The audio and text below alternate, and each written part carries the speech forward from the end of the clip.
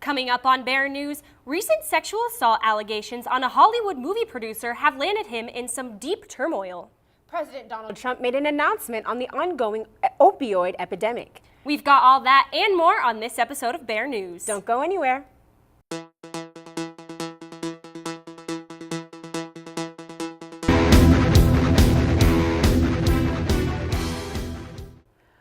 On Monday, President Trump said he would officially make a national emergency declaration to fight the opioid epidemic next week. In August, Trump pledged to declare the opioid epidemic a national emergency, but didn't back up this statement by officially doing so. The number of American overdose deaths involving opioids has quadrupled since 1999, according to the U.S. Centers of Disease Control and Prevention. More than 500,000 people died of drug overdoses in 2000 to 2015, with opioids contributing to a majority of them. With new government data showing an increase in opioid overdose deaths, declaring a public health emergency will make the opioid epidemic the government's top priority. This week's weather has been surprisingly warm. What does the current weather conditions look like, Michaela? Meteorologist Michaela Lucero here. Campus looks absolutely beautiful. Here we have a photo of our campus commons being built right in front of these beautiful red trees. Taking a look outside, right now we have partly cloudy skies, temperature at 46 degrees, humidity at 56%, and calm winds. For tomorrow morning, temperatures will be at 43 degrees for our 8 a.m. classes, but will warm up to 52 degrees by 10 a.m. Skies will be sunny and winds will be low. Did anyone notice those weird-looking clouds we had this week? Well, they're actually called lenticular clouds. They're made because of air flowing over mountains in a wave-like pattern. They kind of look like pancakes, so that's how you can see them in the sky. And believe it or not, people can confuse these with UFOs. So next time you see a lenticular cloud, take a good look because you never know what it could be. Stay tuned for my full forecast. The first person to arrive outside Las Vegas shooter Stephen Paddock's Mandalay Bay suite on the 32nd floor has been avoiding both the media and the public eye. Jesus Campos has been hailed a hero for limiting the damage Paddock caused by responding to an alarm inside the hotel. That resulted in him taking a bullet. Original official reports claim that Campos got shot after Paddock had opened fire on the Route 91 Harvest Festival. But Sheriff Joseph Lombardo changed the timeline, saying Campos was shot at 9:59 p.m. That's 6 minutes before the concert began. This statement change was made after Mandalay Bay owner MGM Resorts disputed the department's timeline. MGM stated the 9:59 p.m. time came from a hotel report created manually and wasn't accurate. Casino officials said Campos reported the shots over his radio either at the same time or within 40 seconds after they started. Campos scheduled numerous interviews last week but vanished after a meeting with MGM Resorts international officials, just moments before the cameras were to start rolling on Friday. No one knows Campos' age, whether he's a native of Nevada, if he's married or has family, and how long he has worked for MGM. A security company has been hired to protect Campos' Sunrise Manor home in Las Vegas Township around the clock outside of since the shooting. Weinstein Company co-founder Harvey Weinstein no longer works at the company. The board of directors fired the 65-year-old Weinstein Sunday after allegations of sexual harassment and rape going back decades. The Academy of Motion Picture Arts and Sciences also voted to expel Weinstein immediately from the Academy.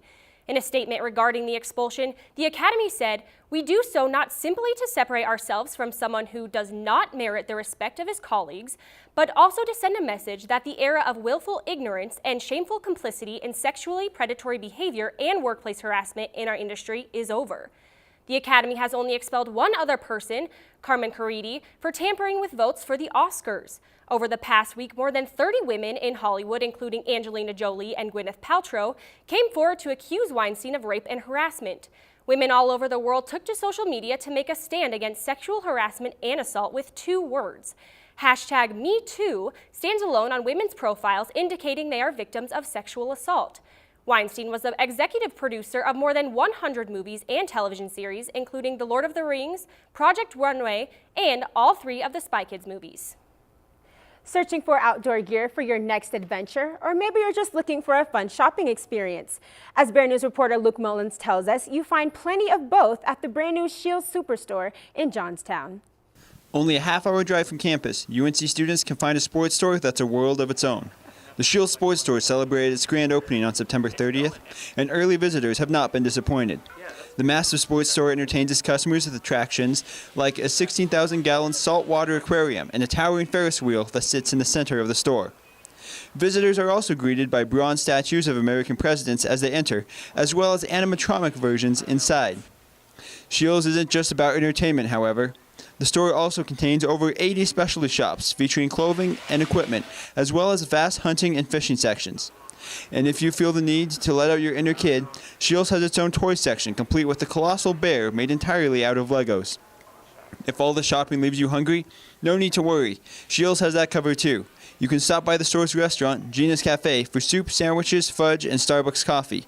Oh, and before you leave, make sure to check out Shields' selection of UNC apparel. Reporting from Shields and Johnstown, this is Luke Mullins, Bear News. This is the chain's first store in Colorado. It has outlets in surrounding states, but generally west of the Mississippi River. Conservative students want the campus community to know they have a voice and want to be heard. And as Bear News reporter Renee Ortiz tells us, at the Conservative Coming Out meeting, students got to do just that.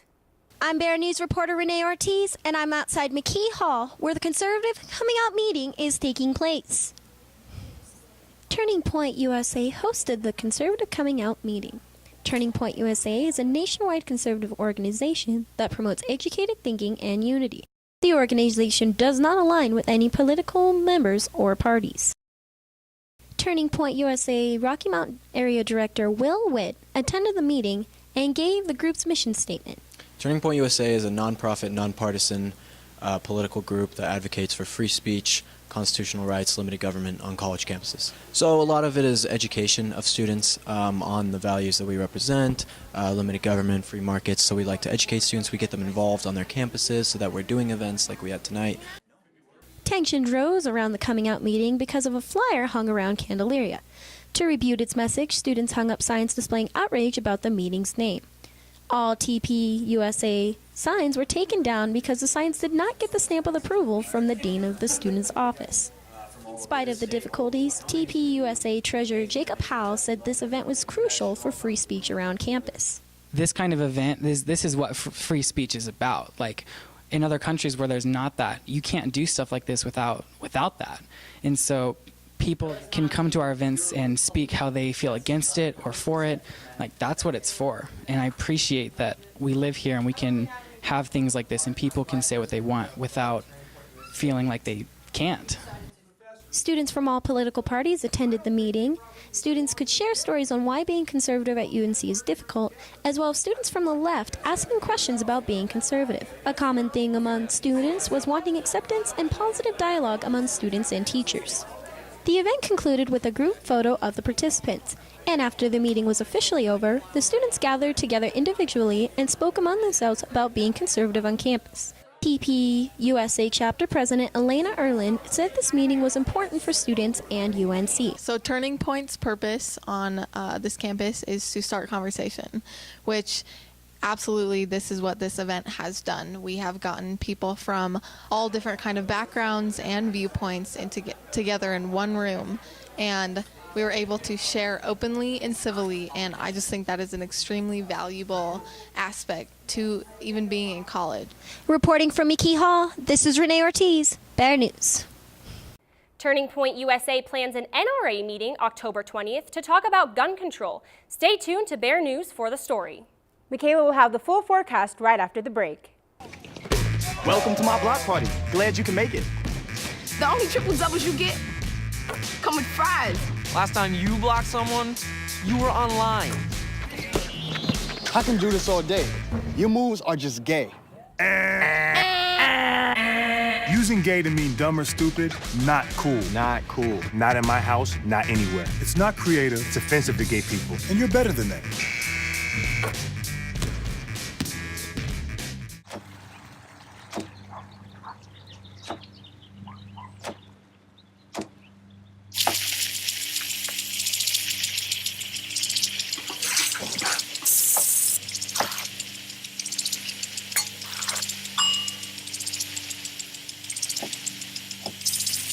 Clean kitchen surfaces, utensils, and hands with soapy water. 1 in 6 Americans will get sick from food poisoning this year. Keep your family safer. Check your steps at foodsafety.gov. Meteorologist Michaela here. Our campus, the sun shining on campus this weekend made the trees look golden and gorgeous. The record high for today was 86 degrees, but we only got up to about 65 degrees. The record low for today is 18 degrees, and good thing we didn't get all the way down there. We only made it to about 40 degrees. Taking a look at the temperatures across the country, we see that our Midwestern states have really high temperatures compared to the rest of the country. Some of our southwesterly states are still in 80-degree temperatures. Our forecasted highs show that central Colorado will be in the mid to upper 70s, southern Colorado at 63 degrees, and the western slope at about 68 degrees. The radar over America is pretty boring. We have some mild storms in our southwesterly states, but the real drama is in Oregon and Washington. Here we have a storm that's taking up almost 2/3 of the state. It's bringing loads of rain and in some places even snow. If we look at the future radar, we see all these storms have rained out and Colorado looks very dry. Here, our jet stream is going to bring a really low trough into Colorado, which will bring a lot of wind for this weekend. Our precipitation in Colorado is almost completely bone dry, which is really unfortunate because ski season is on its way. On Friday, we'll have a sunrise at 7:15 a.m. with temperatures at 65 degrees. Then we'll have a sunset at 6:11 p.m. with temperatures at 68 degrees. For our morning temperatures, most of Colorado will be in the mid-30s, so it'll be pretty chilly. For our early risers at 6 a.m., Greeley will be at 42 degrees with clear skies. At lunchtime, we'll be at 70 degrees with sunny skies, and by dinner, we'll be at 68 degrees. Our forecasted lows show that Colorado will be having some of the coldest temperatures across the country. Southern Colorado will be at 31 degrees. But here in Greeley, we'll be at 41 degrees with a mild breeze of 4 miles per hour and humidity at 56%. Looking to our 5-day forecast, we see that we'll have a 20-degree temperature drop between Friday and Saturday with a lot of wind on Saturday and coldest temperatures that night. Then on Monday, we'll climb back up to 71 degrees and we'll be at 62 on Tuesday. Don't forget to come out and support your UNC football team as they take on Montana State for our homecoming game this weekend. Stay tuned.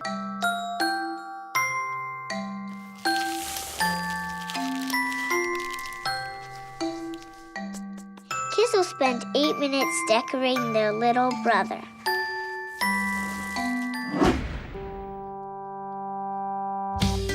Brushing for 2 minutes now can save your child from severe tooth pain later. 2 minutes, twice a day. They have the time.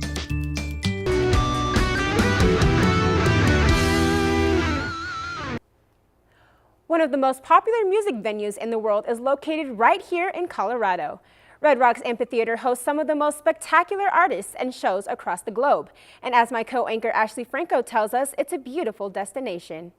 Red Rocks is the largest outdoor amphitheater in the world and draws millions of people each year. In 1910, a small 3-person opera group were the first people to perform at Red Rocks. The large sandstone rocks absorb the sound, making it the most naturally occurring, acoustically perfect amphitheater in the world. Red Rocks hosts millions of people each year, but it is likely that you will never see any changes within the venue. The amphitheater has only undergone 3 changes in its entirety of existence. It is one of Colorado's most prized treasures. As a concert venue, it's incredibly important, but Red Rocks is one of those things that really defines Colorado. It's a uniquely Colorado experience where you can come here on a summer night, have a beautiful sky above you, and be in one of the most famous concert venues in the world, seeing world-class acts in an acoustically perfect venue. Icons like the Beatles, Elton John, Stevie Nicks, and Tom Petty are only a few who have had the opportunity to perform at the amphitheater. But what some may not know is that Red Rocks is so much more than a good concert venue. Deep within the Visitor Center are 2 museums, the Red Rocks Hall of Fame and the Colorado Music Hall of Fame, which provide visitors with an insight to the detailed history of Red Rocks. Most musicians who played at Red Rocks make sure that there is a place in their tour schedule for the venue and make it a point to play Red Rocks multiple times. There are several artists who have played here dozens and dozens of times, and when you look at, again, the history of pop music, you look at guys like Willie Nelson, the Grateful Dead, Widespread Panic has played here more than 55 times. And so these artists are important not just to music, but especially to Red Rocks because of the number of times that they have come back and sold out year after year after year. Musicians have to book 3 years in advance in order to secure a spot at the venue. Because of the high demand to perform there, Red Rocks makes it a priority to have a show, rain or shine. If you get the chance to get a backstage tour, you'll get to see one of the most iconic places Red Rocks has to offer. Before each group performs, they are allowed to sign their name in a small hallway leading up to the sound booth. The hall is filled with thousands of singers and musical groups. It is a frequent place for people to work out, which fits perfectly into the healthy Colorado lifestyle. Red Rocks also holds Film on the Rocks, Yoga on the Rocks, and workout sessions, making it one of the most visited tourist attractions in the state. Reporting from Red Rocks Amphitheater, I'm Ashley Franco, Bear News. Red Rocks holds numerous events throughout the season and never disappoints. This season only has 2 more shows, but the winter concert is just around the corner. Just another Friday night? Hardly. If you were around Greeley during the day of music, you were in for a musical treat. UNC music majors went all around campus and Greeley to perform for residents. One of the performances came from the Rainbow Flute Choir. The Rainbow Choir performed first at the Garden Theater, then moved their performance to outside Toby Kendall Hall. The flutists performed theme songs from Harry Potter, Beauty and the Beast, Star Wars, Tangled, and The Hunger Games. The flutists rearranged the program for each performance so different members could be the soloists for songs. Groups also performed off-campus, with the most popular spots being at Margie's Cafe, the Moonbug, and Lincoln Park. Looking for a job? Well, UNC had you covered with a job fair. The fair allowed students to branch out and find new experiences. It didn't matter your major or minor, they welcomed everyone. Students could apply for jobs or just look around to see the employment options around campus and Colorado. More than 80 employers and grad schools came to the fair. Employers like Verizon, First National Bank, and the Colorado State Patrol all looked for part and full-time employees. Meanwhile, the University of Wyoming, University of Denver, and USSA joined other colleges and universities as they looked for interns and grad students. Multicultural festivals aren't really anything brand new, but it was for Greeley. The city hosted its first ever multicultural festival October 7th. As BearNews reporter Renee Ortiz tells us, the day brought music, food, dancing, and most importantly, unity. Reporting actually from Lincoln Park, I'm at Greeley's first ever multicultural festival. The goal of the festival was to bring together all types of people and all types of culture from all around Greeley. Under the big white tent, the event also featured informational stands about organizations based around Greeley. There is a Day of the Dead celebration at the end of the month. Stands like Gift from the Heart provide services for the less fortunate in the community. Children and adults can learn how to make piñatas, as well as learn a little bit more about how they could help others in the community.